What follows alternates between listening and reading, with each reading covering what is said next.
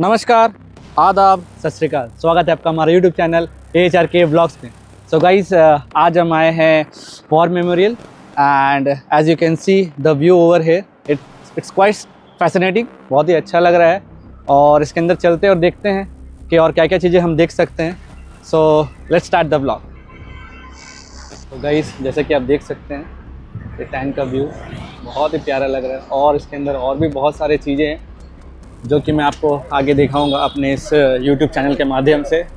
So let's go and see. So keep watching what else we can see.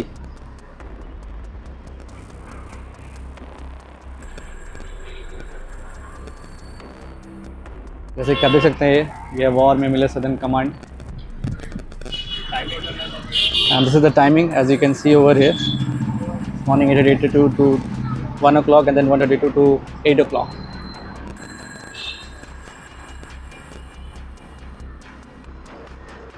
जैसे कि आप देख सकते हैं यहाँ पे डेमो शिप है INS त्रिशूल का, यहाँ पे दिख रहा होगा आपको। और ये सब डोनर्स के नेम्स है यहाँ पे दिख रहा होगा आपको।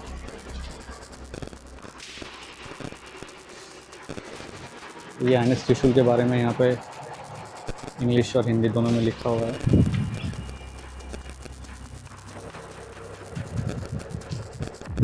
और ये अपना इंडियन फ्लैग, भारत झंडा फहराता हुआ, बहुत ही प्यारा लग रहा है। ये व्यू भी काफ़ी कमाल की है। ट्रिब्यूट टू वॉरियर्स, यहाँ पे जैसे कि देख सकते हैं ये ट्रिब्यूट है वॉरियर्स के लिए।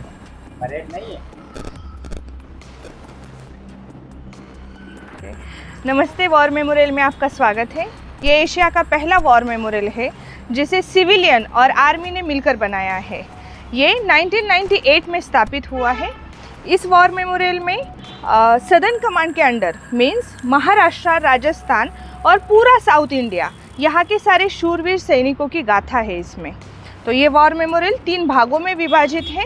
पहला भाग है वॉर मेमोरियल का। वॉर मेमोरियल बहुत ही पवित्र स्थान माना जाता है जिसमें शहीदों को श्रद्धांजलि दी जाती है। यहाँ पे आप देखोगे बीचों बीच एक चेरी ब्राउन कलर का स्तंभ है जो कि स्वर्ग से आशीर्वाद का प्रतीक माना जाता है। ठीक उसी के पीछे 101 फीट का एक फ्लैग है, वो मस्तूल फ्लैग है। उसका इनॉग्रेशन फ्लैग फाउंडेशन के संस्थापक श्री नवीन जिंदल जी द्वारा किया गया है। साथ ही में 4 और फ्लैग है जिसमें राइट साइड से फर्स्ट वन जो है वो है इंडियन आर्मी का, वाइट वन जो है वो इंडियन नेवी का है, blue one Indian air force and black and red colour का जो है वो हमारे सदर्न कमांड का है। यहाँ पर आपको 21 हाफ बस्ट दिखाई दे रहे हैं। वो हाफ बस्ट हमारे वीर बहादुर शहीद जवानों के हैं जिनको परमवीर चक्र से नवाजा गया था, जिसमें से पहला परमवीर चक्र मिला है मेजर सोमनाथ शर्मा को। और लास्ट वाला, अब तक का जो लास्ट वाला है वो कारगिल वॉर में कैप्टन विक्रम बत्रा जी को मिला था। तो यहाँ से हम स्टार्ट करेंगे। ये है INS त्रिशूल। INS त्रिशूल 1960 में इंडियन नेवी में शामिल किया गया था, जो कि उसका पुराना मॉडल था। उसने भी अपनी 32 साल की सेवा प्रदान की थी इंडियन नेवी को। उसके बाद इसका नया वर्जन आया जो कि 2003 में इंडियन नेवी में शामिल किया गया।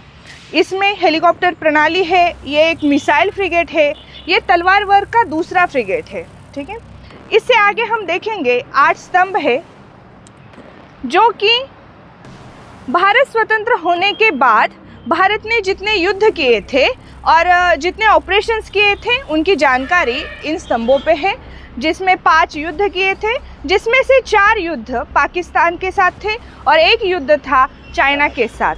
3 ऑपरेशंस इसमें दिए गए हैं। ऑपरेशन पोलो जो कि हैदराबाद की सेना के खिलाफ हुआ था।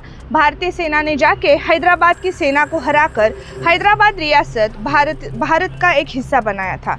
देन आता है ऑपरेशन विजय जो कि लिबरेशन ऑफ गोवा के टाइम पे पोर्तुगीज़ों को खदेड़ने के लिए किया गया था। ये हमारी सेना, तीनों सेनाओं ने मिलकर किया हुआ एक उत्कृष्ट ऑपरेशन है, ऑपरेशन विजय।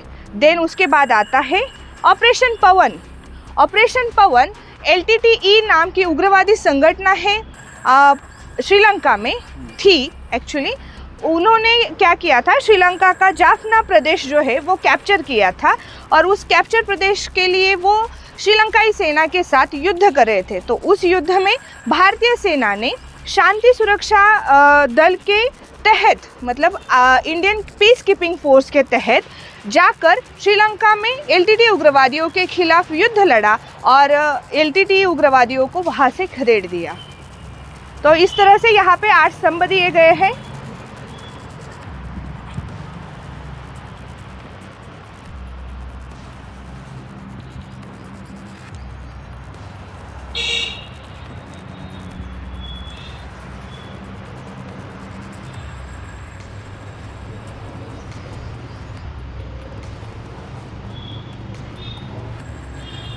आगे है टैंक विजयंता एमबीटी। ये भारत का स्वदेशी टैंक है, tank Vijayanta MBT. MBT means main battle tank. इसका वजन 39 टन है। यहाँ पर और एक चीज़ आप देख सकते हो, वॉर मेमोरियल की वॉल्स जो है उस पर नाम लिखे गए हैं, जो कि 1947 के बाद सदर्न कमांड के अंडर जितने जवान शहीद हुए हैं उनके नाम यहाँ पर मेंशन किए गए हैं टिल द डेट 2023 तक।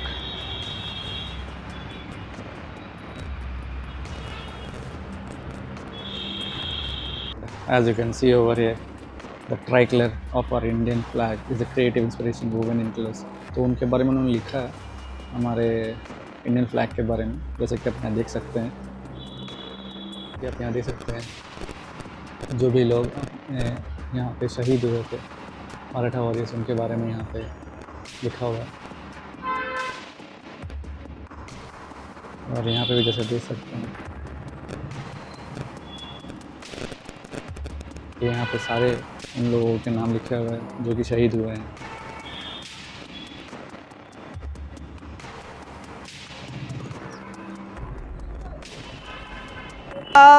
एक समझ लीजिए वॉर कभी एक जगह पे नहीं होता, अलग अलग जगह पे होता है। तो ये 71 के वॉर के बारे में है। हमारी तीनों सेनाओं ने मिलकर 71 का वॉर किया था, जिसमें ऑपरेशन ट्राइडेंट है, जो कि पाकिस्तान की कराची बंदरगाह जो है उसे हमारी सेना ने जाके डिस्ट्रॉय किया था। उनके ईंधन भंडार भी डिस्ट्रॉय किए थे, जिसमें कमांडर बाबरूभान यादव जी को महावीर चक्र से सम्मानित किया गया था।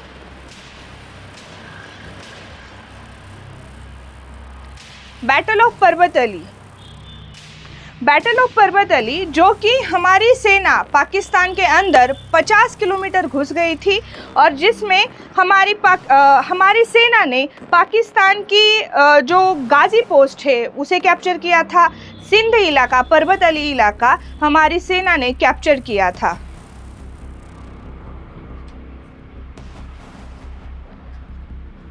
Battle of गदरा city. गदरा सिटी की लड़ाई जो कि रातों रात लड़ी गई थी, हमारी सेना ने जाके पाकिस्तान की जो गदरा सिटी है उसको कैप्चर किया था।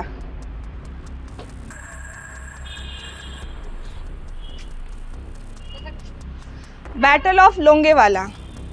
लोंगेवाला का बैटल जो है वो राजस्थान के जैसलमेर सेक्टर में लोंगेवाला बॉर्डर आती है। वहाँ पर पाकिस्तान के 4000 सैनिक 40 टैंक लेकर उन्होंने अटैक किया था।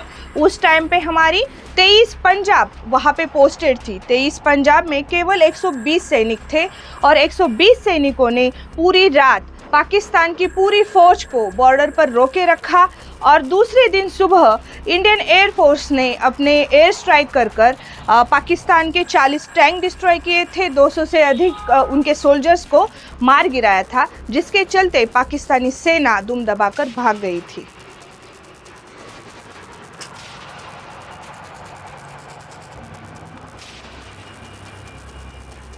ये है भारत का पहला स्विंग विंग लड़ाकू विमान MiG-23 BN, MiG-23 bison. Tell number SM-273 वाला यह दुनिया में उड़ान भरने वाला आखिरी MiG-23 BN है, जिसे 2009 में पूना में लैंड किया गया था। इसने ऑपरेशन सफ़ेद सागर के दौरान टाइगर हिल्स में दुश्मनों के कई ठिकानों को बम से उड़ाया था। बनिहार दर्रा जो कश्मीर घाटी में है, उसको रात के समय में पार करने वाला ये हमारा बहुत ही ताकतवर फाइटर जेट है, तो ऐसा गौरव इसके नाम पे चढ़ा है। मतलब लोंगेवाला बॉर्डर पर देखा था हमने कि रात के समय में एयर स्ट्राइक नहीं होते थे। उस समय सुबह होने की मतलब वेट करते थे सुबह होने का, लेकिन ये ऐसा जेट है जो रात के समय में भी स्ट्राइक करता है, तो ये गौरव इसके नाम पे दर्ज है। ये परमेश्वरम हॉल जो ऑपरेशन पवन हुआ था श्रीलंका में, उसमें अपने बहादुरी और अदम्य साहस के लिए मेजर परमेश्वरम जी को परमवीर चक्र से सम्मानित किया गया था। उनके याद में वॉर मेमोरियल में एक परमेश्वरम हॉल का निर्माण किया गया है, जिसमें 12 मिनट की इंग्लिश में और 30 मिनट की हिंदी में एक वीडियो क्लिप चलाई जाती है, जिसमें भारतीय सेना की शौर्य गाथा दर्शाई जाती है।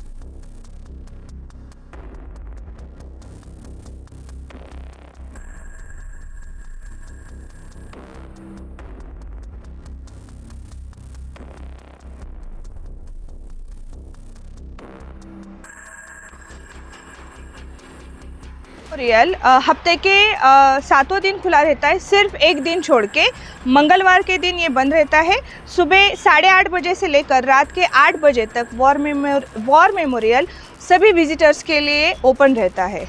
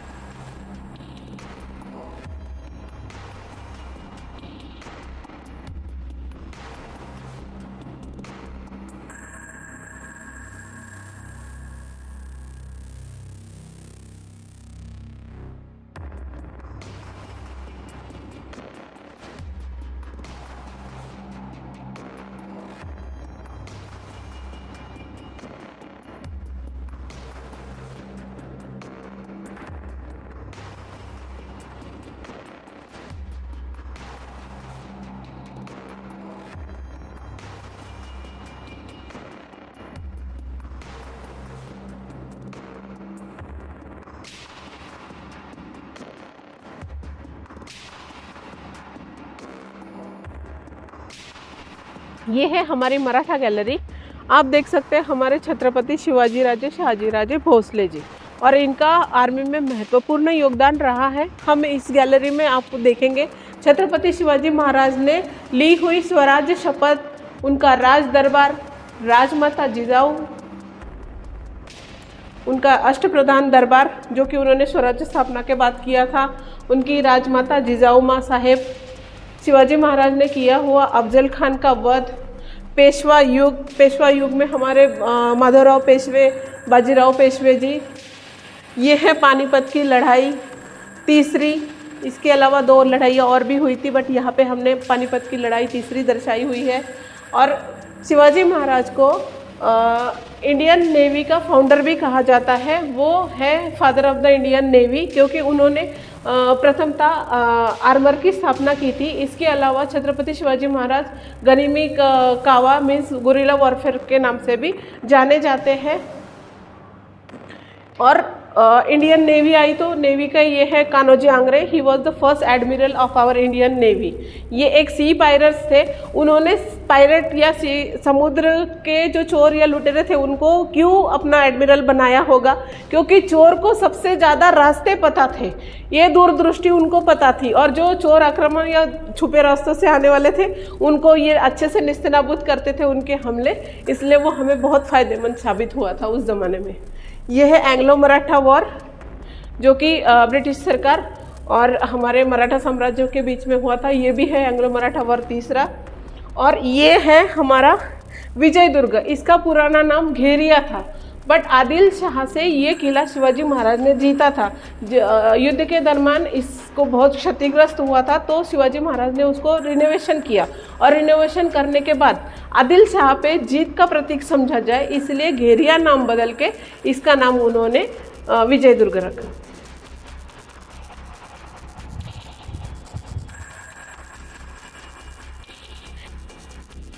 हम देखेंगे साउथ एंड राजस्थान गैलरी। इस गैलरी में आप राजस्थान और सदर्न इंडिया के राजा महाराजाओं की वीर गाथाएं सुनेंगे। ये है हमारे पृथ्वीराज चौहान, जो कि दिल्ली के राजगद्दी पर बैठने वाले अंतिम दूसरे राजाओं में से माने जाते हैं। उन्होंने मोहम्मद गौरी को 17 से 20 बार हराया, और सबसे लास्ट वाली लड़ाई में वो मोहम्मद शाह गौरी के हाथ में आ गए। बट उनके पास एक स्किल था, आवाज़ की दिशा में बाण चलाना, तो मोहम्मद गौरी के बंदी होते हुए भी उन्होंने अपने बाण के जोर पर मोहम्मद गौरी को मार गिराया था। आप देखेंगे हल्दी घाटी का युद्ध। हल्दी घाटी का युद्ध पृथ्वीराज चौहान ने सिर्फ 22,000 सैनिकों के साथ लड़ा था और उस लड़ाई में महाराणा प्रताप काफ़ी बुरी तरह से घायल हुए थे। उनके साथ उनका घोड़ा जो कि चेतक हवा से बातें करता था, मीन्स हवा की स्पीड से वो भागता था, वो भी क्षतिग्रस्त हुआ था। बट दोनों क्षतिग्रस्त होने के बाद भी चेतक ने 27 फीट की 27 फीट का 27 फीट गहरी खाई को लांघ के उसको पृथ्वीराज चौहान को बचाया था। और भागते भागते चेतक का एक पैर भी गिर के टूट पड़ा था। उसने 3 पैरों के दम पे ही महाराणा प्रताप को सुरक्षित रीत्या जंगल में छोड़ा। और जब उसने ये बात इंश्योर की कि अब मेरा राजा सेफ है, तब उसने अपने प्राण त्यागे। चेतक को वीरगति प्राप्त हुई। आज भी राजस्थान के शादी और फंक्शंस में चेतक के वीरता के गाथाएँ गाई जाती है। किसी मतलब हम लोग जैसे गणेश पूजन करते हैं वैसे वहाँ पे ये होता है। ये है महाराणा प्रताप। महाराणा प्रताप उस ज़माने में उनका भाला माना जाता है कि 80 किलो वजन का उनका भाला था। और वो आज के जो नीरज चोपड़ा जी हैं हमारे गोल्डन बॉय, जिन्होंने 90 मीटर से ज़्यादा 90 फीट से ज़्यादा भाला फेंका था, उस ज़माने में महाराणा प्रताप वो बड़ी ही सिंप्लिसिटी से फेंका करते थे। ये है राजा कृष्णदेवराय। ये इनके राज्य के युग में सदन साउथ का जो देश है, प्रदेश है, साउथ का भाग है हमारे भारत का, वो अतिशय सदन माना जाता था। प्रजा बहुत ही मतलब रिच जानी जाती थी। और तेनालीरामा भी इनके ही दरबार के थे। ये है हैदर अली। ये राजा एक है जो कि चोला साम्राज्य के एक राजा थे और राजा राजेंद्र जी उनके बेटे थे। ये है हैदर अली। हैदर अली एक साउथ के राजा माने जाते हैं और उन्होंने निजाम और ब्रिटिशों को हैदराबाद में आने से रोका था। और हैदर अली के नाम से ही हैदराबाद राज्य का नाम पड़ा हुआ है। हैदर अली के सुपुत्र थे टीपू सुल्तान। टीपू सुल्तान जी ने उस ज़माने में रॉकेट्स का मतलब अग्निबाण का शोध उन्होंने लगाया था। और ये है एंग्लो मराठा वॉर दूसरा। इस एंग्लो मराठा वॉर में हैदर अली की मृत्यु हुई थी क्योंकि उनको एक ही समय में मराठा और ब्रिटिश आक्रमण को फेस करना पड़ा था, तो इसलिए वो अकेले पड़ गए और उस युद्ध में मारे गए। ये है टीपू सुल्तान। उनकी तलवार तो लड़ाई के लिए प्रसिद्ध ही है, इसके अलावा उन्होंने अग्निबाण का शोध लगाया था। ये टीपू सुल्तान ने भी एंग्लो मैसूर वार चौथा लड़ा था। पहला और तीसरा मराठा साम्राज्य में था और दूसरा और चौथा साउथ इंडिया में हुआ था। ये भी एक साउथ के राजा है। और आप देख सकते हैं मेनली तो ये समुद्र के पास वाला राज्य है। साउथ के राजाओं ने भी बहुत दिनों तक अंग्रेज, ब्रिटिश, पोर्तुगीज, डच को रोके रखा।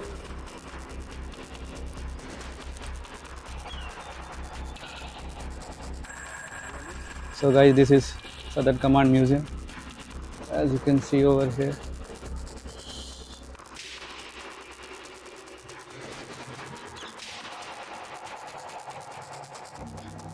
Layout of museum. हमारे 7 विंटेज टैंक है जो कि 1965 और 71 के वॉर में इनका इस्तेमाल किया गया था। यहाँ पर और एक टैंक है पैटर्न टैंक जो कि पाकिस्तान का कैप्चर टैंक है। यहाँ पे जो टैंक है उसमें से कई टैंक ऐसे हैं वो हम जैसे नॉर्मल भाषा में कह सकते हैं कि टैक्सीज कैसे होती है, वैसे वॉर टाइम में या फिर ऑपरेशन टाइम में जवानों को एक जगह से दूसरी जगह पहुंचाने के लिए भी इन टैंक्स का इस्तेमाल किया जाता है। एक टाइम में 20 जवानों को एक जगह से दूसरी जगह पर ले जाया सकता है।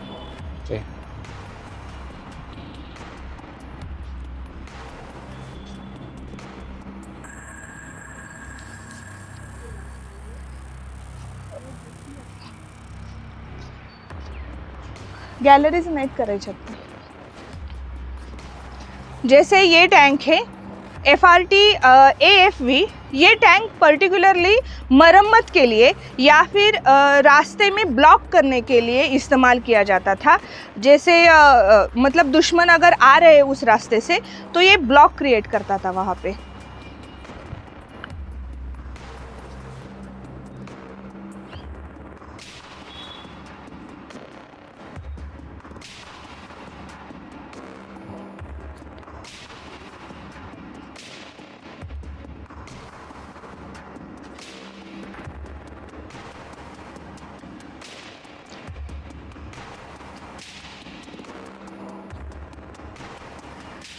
ये हमारा भारत का टैंक विजयंता एमबीटी है।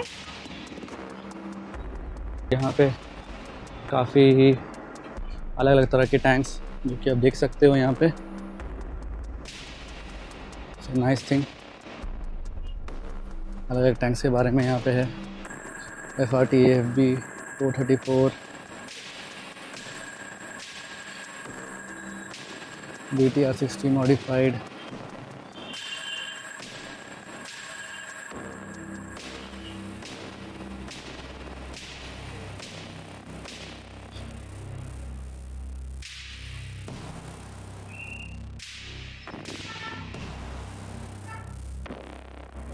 tank T55,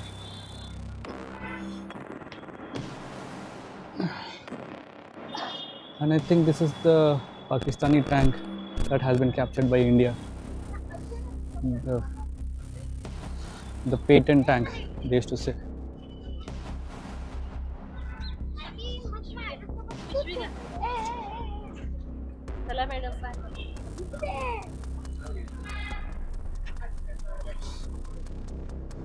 This is Vehicle Track Command Post Abort FB 432.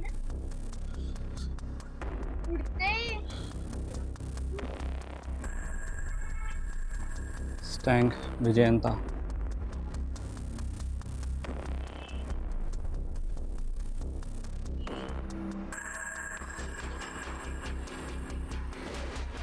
This is APC Scott.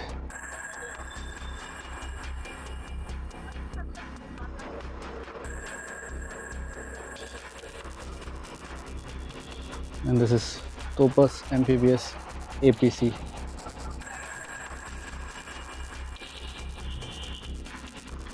Overall it's very good actually, as you can see. बहुत ही प्यारा व्यू है।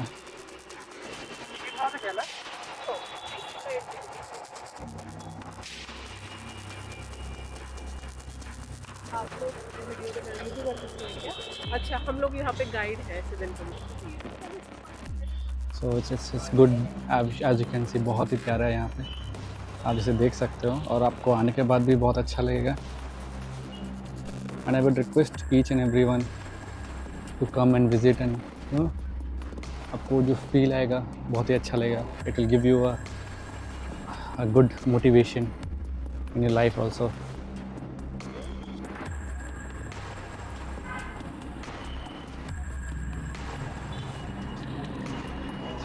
यहाँ पर हफ्ते में वीकेंड्स में फ्राइडे सैटरडे संडे शाम को 7 बजे एक लेज़र लाइट शो होता है, जिसमें सदर्न कमांड की और हमारी इंडियन आर्मी की शौर्य गाथा दिखाई जाती है। जो ऑपरेशंस किए थे, युद्ध लड़े थे और सदर्न कमांड ने आज तक कितना काम किया है उसके बारे में यहाँ पर एक वीडियो चलाया जाता है लेज़र इफेक्ट के साथ। Okay.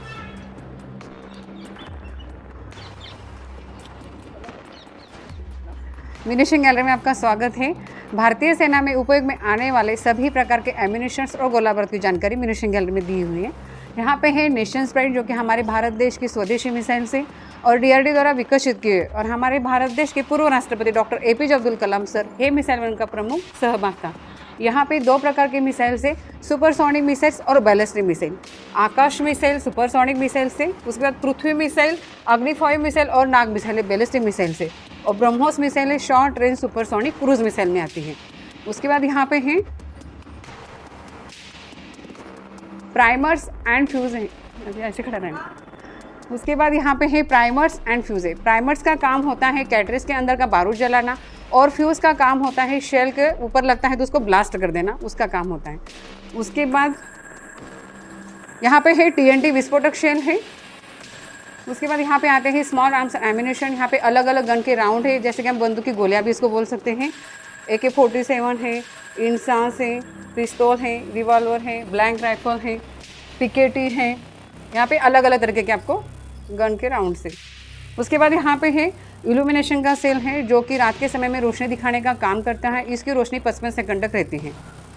उसके बाद यहाँ पे है मिसाइल मिलान, जो कि एंटी टैंक मिसाइल मिलान है। विभिन्न टैंक को नष्ट करने की भी क्षमता रखता है, दुश्मनों के बख्तरबंद ठिकानों को भी नष्ट करने की क्षमता रखता है। उसके बाद यहाँ पे है मोटर के एम्यूनेशन। यहाँ पे अलग अलग मोटर के एम्यूनेशन है, जिसको कि हम बोलते हैं बॉम्ब। यहाँ पे है 81 mm का है, 120 mm का भी है। उसके बाद यहाँ पे है स्मोक वाले 81 mm का और है 120 mm का स्मोक से। और इसको लॉन्च हमेशा जैसे मिसाइल्स वगैरह लॉन्च की जाती है वैसे इसका लॉन्च होता है, सामने की तरफ से जाते हैं। ओके हाँ, उसके तरीके सेम ही है। और यहाँ पे एक बड़ा सा है TNT विस्फोटक। यहाँ पे है ICV BMP-2 है, इसका पूरा नाम है इन्फेंट्री कॉम्बैक्ट व्हीकल्स BMP-2। ये पहले रशिया में विकसित किया था, अभी यहाँ भारत देश में भी है बनता है। इसका ऑर्डिनेंस फैक्ट्री मेडक वहाँ पे है बनता है। इसका वेट 14 टन है। इसके अंदर 3 क्रू मेंबर प्लस 7 सैनिक यहाँ पे बैठते हैं इसके अंदर। और है तो जो तोफ लगी हुई है पूरे 360 हर जगह से फायर किया जाता है। और है उभयचर भी है, जैसे थोड़ा सा नदी नाला रास्ते भी जाकर नदी नाला आराम से आते हैं तो पार कर सकता है। उसके बाद यहाँ से बता दो फिर से, ये है कैटरेज। ये कैटरेज है, इसके अंदर रहता है बारूद और पूरे बारूद से भरा हुआ होता है, ये गन का एक हिस्सा ही है। उसके बाद यहाँ पे है मिसाइल इगला, जो कि एंटी एयरक्राफ्ट मिसाइल है, जैसे हवा में दुश्मनों के फाइटर जेट, ड्रोन, हेलीकॉप्टर को ही नष्ट करने की क्षमता रखता है। और इसे हमारे भारतीय सैनिक कंधे पर रखकर इसे फायर करते हैं और इसकी ऑपरेशन रेंज है 6 किलोमीटर। उसके बाद यहाँ पे है क्रॉसनापोर शेल, जो कि है बोफोर्स गन का, आप देख सकते हैं उस टाइप की गनों में है जाता है। और यहाँ पे भी है आर्टिलरी गन है, उसमें भी उसके एम्यूनिशन जाते हैं। उसके बाद यहाँ पे है स्मोक शेल। स्मोक शेल यानी कि स्मोक मतलब धुआं, जैसे ही सेल का फायर कहता है धुएं की दीवार तैयार हो जाती है। दुश्मनों को चकमा देने के लिए और गुमराह करने के लिए इसका इस्तेमाल किया जाता है। उसके बाद यहाँ पे भी एक टैंक का मॉडल है, टैंक T90 का मॉडल है। ये भी पहले रशिया में विकसित किया था, अभी हमारे भारत देश में है बनता है। चेन्नई हैवी व्हीकल्स फैक्ट्री आवाड़ी, वहाँ पे है बनता है। इसका वेट है 46.5 टन। इसके अंदर 3 क्रू मेंबर बैठते हैं। इसके अंदर लेज़र गाइडेड मिसाइलों का भी इस्तेमाल किया जाता है। 125 mm की गन इसके ऊपर लगती है। और ये जो तोफ लगी हुई है हर जगह से इसको फायर किया जाता है। हैवी 360 हर जगह से घूमती है, रोटेट होता है। और ये रात के समय भी इसका इस्तेमाल मतलब जाते हैं फायरिंग के। यहाँ पे हाँ लेज़र है, इसीलिए हो जाए फायर कर सकते। यहाँ पे है एयर डिफेंस और टैंक के एम्यूनिशन से, जहाँ पे मतलब एयर के भी है और टैंक के भी है, मतलब 2 एम्यूनिशन यहाँ पे दिए हुए हैं। ये है शेल है। उसके बाद यहाँ पे आता है कैटरेज। उसके बाद जो हमारा स्वदेशी विजेंता टैंक है उसका है एम्यूनिशन से। और उसके बाद यहाँ पे है एंटी एयरक्राफ्ट गन, जो 125 mm की जो गन लगती है उसके ऊपर है एम्यूनिशन, उसका पूरा बेल्ट होता है। ये वाला है, ये वाला। यहाँ पे है RDX, 2 प्रकार के बारूद होते हैं। वहाँ पे हमने TNT देखा था, यहाँ पे RDX है, हाँ एक्सपोजर वाला। उसके बाद यहाँ पे है मिसाइल कॉन्कर, जो कि एंटी टैंक विभिन्न टैंक को नष्ट करने की क्षमता रखता है और उसके कंधे पर रखकर से फायर करते हैं। तो यहाँ भी एक TNT आपको विस्फोटक शेल है। यहाँ पे है आर्टरी एम्यूनिशन, जो हमने आर्टरी गन देखी थी जो बाहर है, ये उसके सारे एम्यूनिशन से।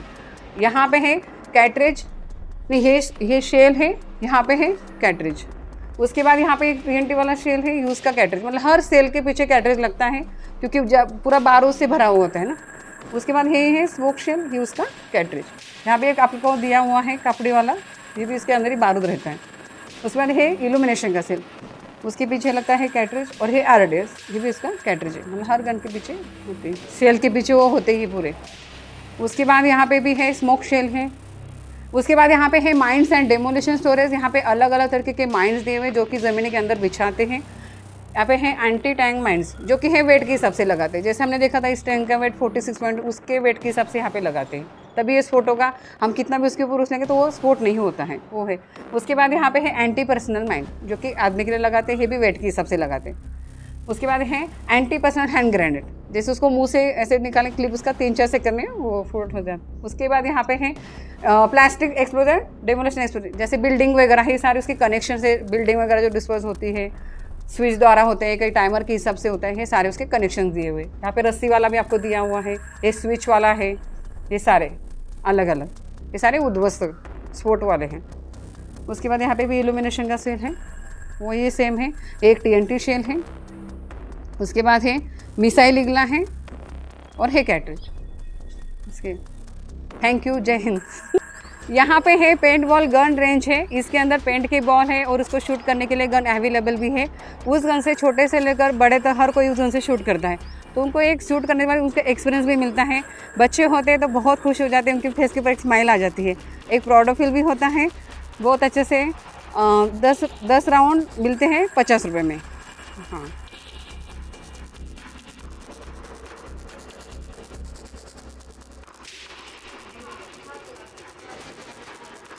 यहाँ पे आप देख सकते हो हाउजर गन से, ठीक है। उसके बाद हम आगे जाएंगे भी म्यूजियम की तरफ।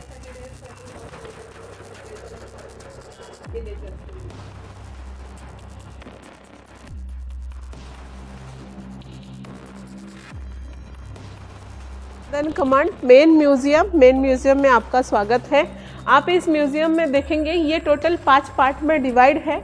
इसके पहले पार्ट में है हमारी आर्मी की कुछ यूनिफॉर्म जो कि वातावरण बदल के अनुसार रखी गई है। तीनों फोर्सेस की इसमें यूनिफॉर्म्स है। आप देख रहे हैं पहले वाला फाइटर पायलट है, दूसरे है ये गोरखा रेजिमेंट का एक स्टाफ है, ये है विंटर ड्रेस जो कि ठंडी के समय में एयरफोर्स की यूनिफॉर्म है। ये है सियाचिन ग्लेशियर। आप इमेजिन कर सकते हैं फ्रीज़र से भी -डिग्री टेम्परेचर में हमारा जवान सर्विस करता है, तो उसकी बॉडी के लिए बैकअप देने के लिए एक गर्म सी यूनिफॉर्म होती वो ये है पैराट्रूपर जंप करता है तो उसको पैराशूट होता है, पीछे भी पैराशूट दिया जाता है और आगे भी पैराशूट होता है, तो वो हवा में खुलता है। और ये काफ़ी हमारी मेस पार्टी होती है तो उस टाइम की ये ड्रेसेस है। ये है बैंड पार्टी जो बैंड मास्टर की ड्रेस है, ये ऐसी है। ये सदर्न कमांड में लेडी डॉक्टर्स भी अपॉइंटेड हैं, तो ये हमारे सदर्न कमांड में या पीस एरियाज़ में जो लेडी डॉक्टर्स अपॉइंटेड होती है उनकी ये यूनिफॉर्म होती है। फील्ड एरिया में उनको अलग यूनिफॉर्म होती है। और ये है एयरफोर्स ऑफिसर्स की dress, air force, navy, air force and army की यूनिफॉर्म्स। ये हमारा फॉर्मेशन साइन इसको बोला जाता है।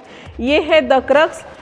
जो जवान सदर्न कमांड में पोस्टेड है उनको अपने लेफ्ट हैंड में इसको लगाना अनिवार्य होता है, जो कि लेडी डॉक्टर ने लगाया हुआ है। फिर ऊपर है हमारे तीनों फोर्सेस के सुप्रीम कमांडो हमारे राष्ट्रपति जी होते हैं, जो कि इस समय द्रौपदी मुर्मू जी है। ये है CDS chief of defence staff Anil Chauhan ji. ये है हमारे chief of army staff Upendra Dwivedi sahab, general Upendra Dwivedi साहब। और ये है हमारे अभी के फिलहाल के पोस्टेड लेफ्टिनेंट जनरल धीरज सेठ साहब। आप ये है अंग्रेज़ों की ज़माने की आर्मी जो अंग्रेज़ों ने शुरू की थी, तो ये अंग्रेज़ों की ज़माने की आर्मी है। ये है मद्रास प्रेसिडेंसी सोल्जर और ये बॉम्बे प्रेसिडेंसी सोल्जर। जालियनवाला बाग हत्याकांड में अंग्रेज़ों ने कुछ इस प्रकार की आर्मी का इस्तेमाल किया था। ये हैदराबाद के निजाम के खिलाफ चलाया हुआ। इसमें आप देखेंगे सबसे ऊपर वाले सेक्शन में जो आप देख रहे हैं सदर्न कमांड के अंडर आता है महाराष्ट्र, गोवा, कर्नाटका, तमिलनाडु, साउथ का भाग, राजस्थान का कुछ एरिया और मध्य प्रदेश का कुछ एरिया, ये सब बिलोंग करता है सदर्न कमांड में आता है। तो उस जगह पे बने हुए वॉर मेमोरियल्स की यहाँ पे फोटोग्राफ्स है। और बीच वाले सेक्शन में आप देखेंगे युद्धकालीन और आर्मी ने किए हुए ऑपरेशंस की तस्वीरें। और नीचे वाले जो ग्लास केसेस है उसमें गन्स, रॉकेट लॉन्चर्स और मशीन गन्स रखी हुई है, जो कि एक्चुअली युद्ध में ही उनको हमारे जवानों ने यूज़ किया था। वो है हैदराबाद के निज़ाम के खिलाफ किया हुआ ऑपरेशन। 1947 में हैदराबाद भारत का हिस्सा नहीं था। 1948 के बाद से हैदराबाद भारत में शामिल हुआ है। और ये है ऑपरेशन विजय, जो कि हमारे जवानों ने गोवा मुक्ति संग्राम भी इसको बोला जाता है। तो गोवा पोर्तुगीज़ों से आज़ाद करने के लिए, जैसे 1947 में अंग्रेज़ भारत छोड़ के चले गए, बट पोर्तुगीज़ों ने गोवा छोड़ा नहीं था। 1960 में गोवा भारत का हिस्सा बना है। और ये है उस समय की पोर्तुगीज़ों की सरेंडर नोट। और ये है गोवा का पोर्तुगीज़ों का फ्लैग, क्योंकि हमने उनको कैप्चर किया था। हम जिस भी देश को कैप्चर करते हैं उनका फ्लैग हम उल्टा लगा सकते हैं।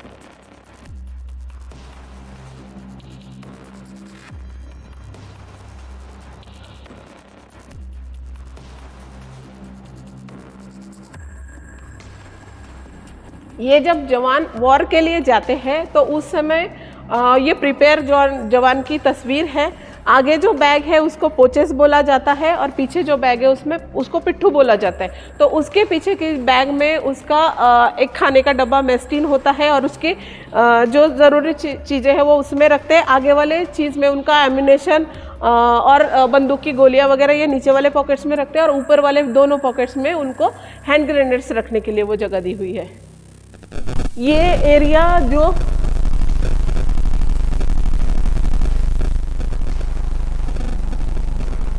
ये एरिया जो ब्लू कलर का दिख रहा है हमको, ये आज पाकिस्तान, ये ब्लू कलर का एरिया पाकिस्तान का है, जो 1965 के वॉर में हमने उनसे जीता था, वो आज हमारे पास है। और जो रेड कलर का एरिया है वो एरिया भारत का है, बट वो आज पाकिस्तान के पास है।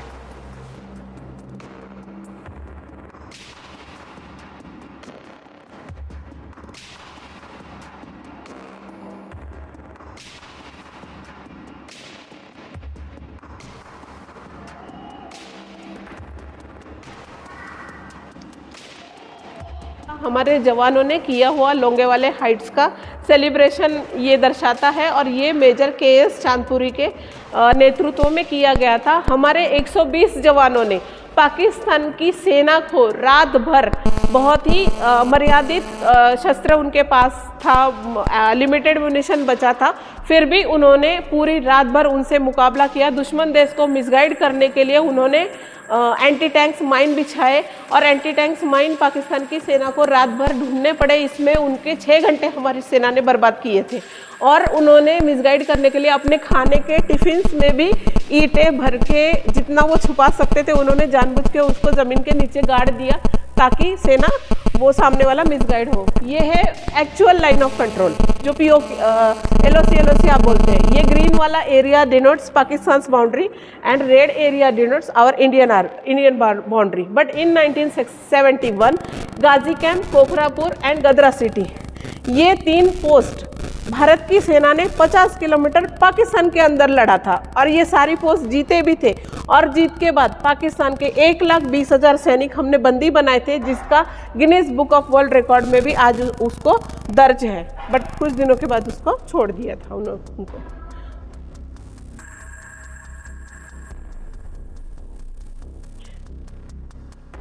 ये हमारे पहले एयरफील्ड मार्शल मानिकशॉ साहब,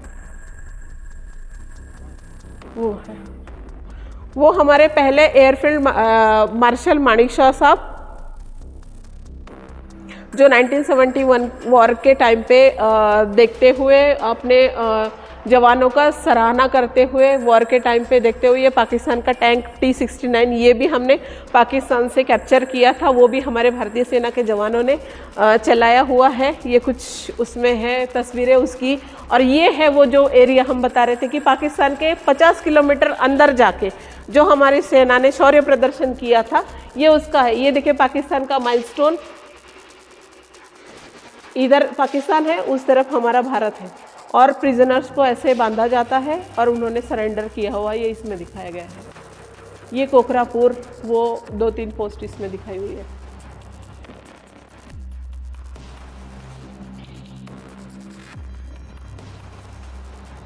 और आप देखेंगे इस वाले सेक्शन में सारी बंदूकें लोहे की और बहुत ज़्यादा वज़नदार थी, क्योंकि उस ज़माने में ऐसा था, रेंज कम थी और हथियारों का वज़न ज़्यादा था। बट आजकल जैसे जैसे दिन ब दिन बीते जा रहे हैं तो टेक्नोलॉजी बढ़ गई है, तो रेंज बढ़ गई है, और उसका बंदूकों का या हमारे इसको वज़न कंपेयरली हम कम करने की कोशिश कर रहे हैं।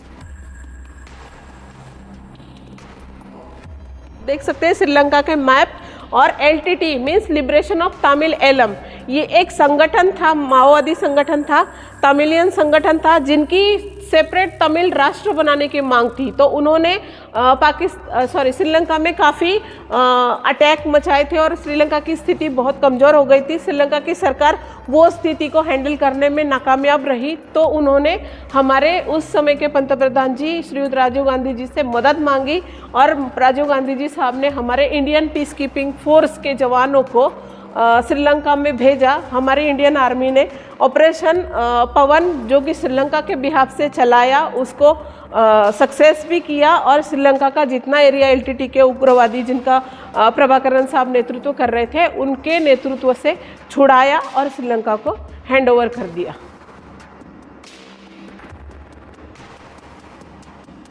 और फिर LTT का फ्लैग उल्टा।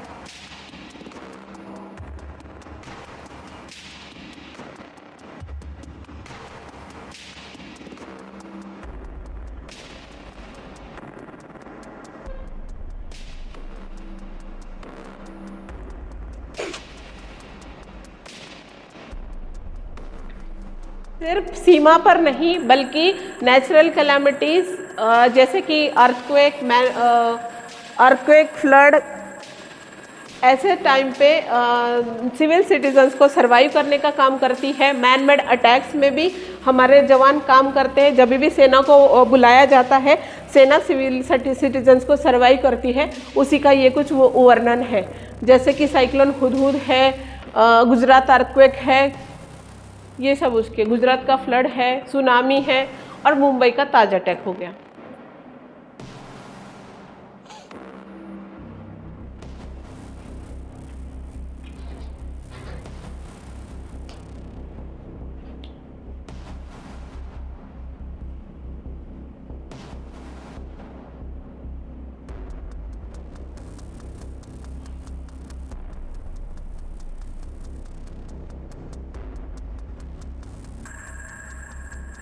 इंस्टीट्यूट है जो कि पुणे में स्थित है, और यहाँ से ही जो हमारे नीरज चोपड़ा जी है, गोल्डन बॉय, उन्होंने भी ट्रेनिंग ली थी। न कि सिर्फ भाला फेंक, बल्कि फेंसिंग, आर्चरी, डाइविंग और बॉक्सिंग का भी ट्रेनिंग यहाँ पे दिया जाता है। और इस हमारे संस्था से, ASI से, अनेक खिलाड़ियों ने उज्जवल प्रदर्शन किया है और उनको अर्जुन अवार्ड से भी नवाजा गया है।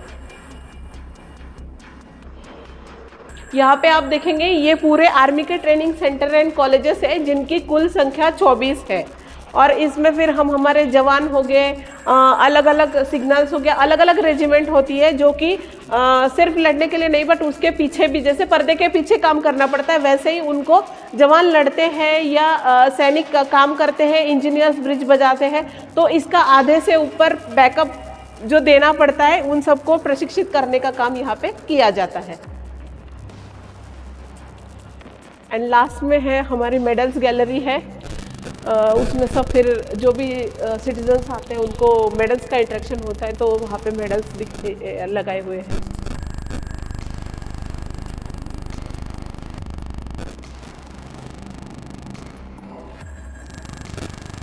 इसमें से 5 पुणे में है।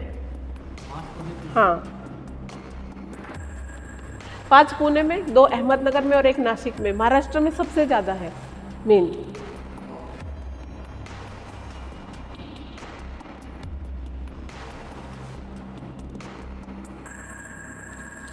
ये ऐसे फ्लोटिंग ब्रिज वगैरह हो गए, देखो चेक पोस्ट होती है ना, ये सब आर्मी बनाती है।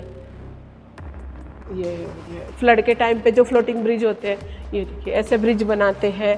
फिर ये चेक पोस्ट बनाते हैं, वो भी ब्रिज है, एक टाइप है ब्रिज का, ये सब बनाती है फौज।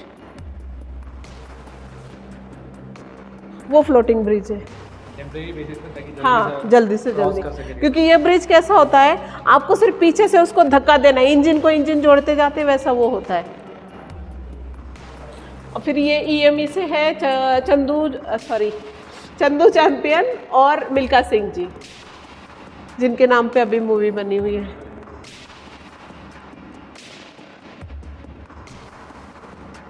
ये AIPT भी पुणे में है, ये नेशनल इंटीग्रेशन भी, ये भी पुणे में है, CMB का सेंटर भी पुणे में है। हमारी फौज में जैसे मंदिर, मस्जिद, गुरुद्वारा, सभी को प्रार्थना स्थल बनाए जाते हैं, और सिर्फ न कि प्रार्थना स्थल बल्कि उनके लिए धर्मगुरुओं का प्रशिक्षण भी दिया जाता है। ये धर्मगुरु सिर्फ प्रार्थना स्थल ही नहीं, बल्कि हमारे जवानों को काउंसलिंग का काम भी करते हैं। ये है मेडल्स गैलरी, इसके बाद थोड़ा सा लेना पड़ेगा आपको। ये वॉर टाइम अवार्ड्स है। जब वॉर होता है, वॉर टाइम अवार्ड्स होते हैं, बट उसकी स्टार्ट सेना मेडल से स्टार्ट होती है। सेना मेडल, वीर चक्र, महावीर चक्र एंड देन परमवीर चक्र।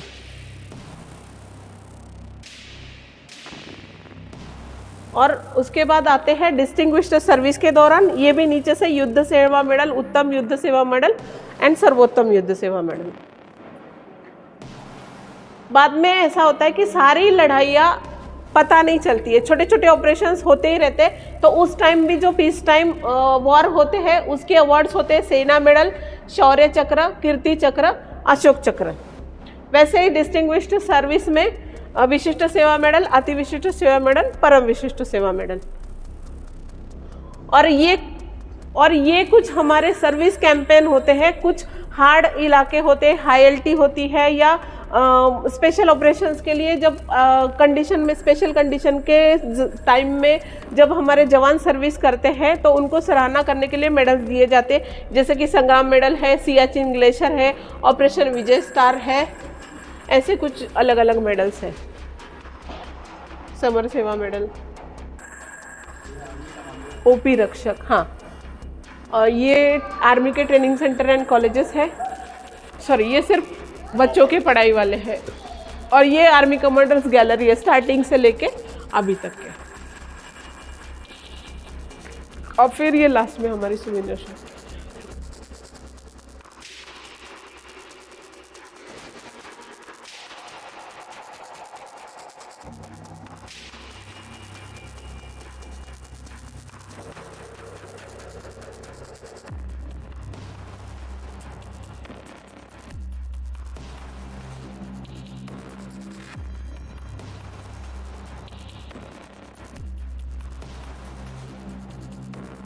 तो गाइस जैसे कि आपने देखा है हमारे यूट्यूब चैनल पे मैम आपका नाम? कल्याणी भोसले। कल्याणी भोसले मैम जी ने हमारा बहुत साथ दिया और हमें पूरे वॉर म्यूज़ियम के बारे में बताया। और उनके साथ हमारे साथ एक और मैम थी। मैम आपका नाम? मुक्ता चौहान। मुक्ता चौहान मैम। तो इन दोनों मैम का बहुत बहुत शुक्रिया। मैम होप मैं कोशिश करूँगा कि अगर मेरे चैनल के द्वारा ज़्यादा से ज़्यादा लोगों को मैं आकर्षित, श्योर मैम, मैं ज़्यादा से ज़्यादा लोगों को आपकी जो भी मैसेज है वो वहाँ तक पहुँचा सकता, तो मेरे लिए बहुत ही सौभाग्य की बात है। It's an honour for me ma'am. Thank you ma'am, thanks a lot ma'am, thank you ma'am, thanks a lot.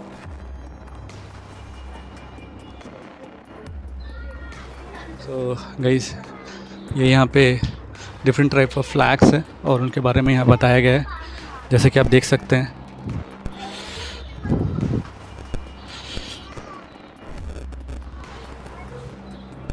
सारे फ्लैग्स के बारे में बताया गया है यहाँ पे।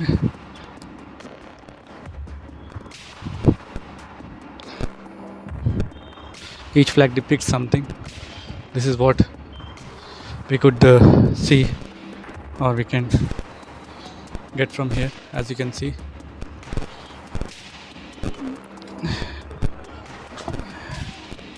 And this is kind of whole of stadium, as you can see over here.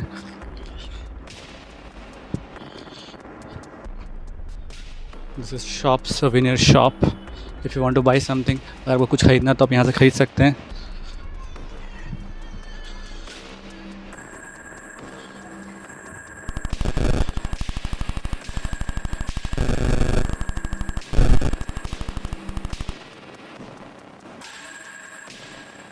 Nice one. So guys hope मेरा ये वीडियो आपको अच्छा लगा हो। अच्छा लगा तो जानते हैं वो क्या करना है, आपको वीडियो को लाइक करना है, शेयर करना है, सब्सक्राइब करना है और अपने दोस्तों और रिश्तेदारों में मेरे इस वीडियो को फॉरवर्ड करना है। एंड मैं आप लोगों सभी लोगों से रिक्वेस्ट करूँगा कि कृपया करके इस वॉर मेमोरियल को ज़रूर विज़िट करें, because you know it will really feel good when you come and you know see like how our Indian army has done such a nice things and no they have fought so many wars और उनके बदौलत ही हम यहाँ पे आज अपने घर में सुरक्षित बैठे हैं। So please do like share subscribe my YouTube channel और मैं अपने वीडियो को यहीं पे क्लोज़ करता हूँ। तब तक के लिए थैंक यू, शुक्रिया, खुदा हाफिज़ और हमें राही प्यार के फिर मिलेंगे चलते चलते। तब तक के लिए बाय।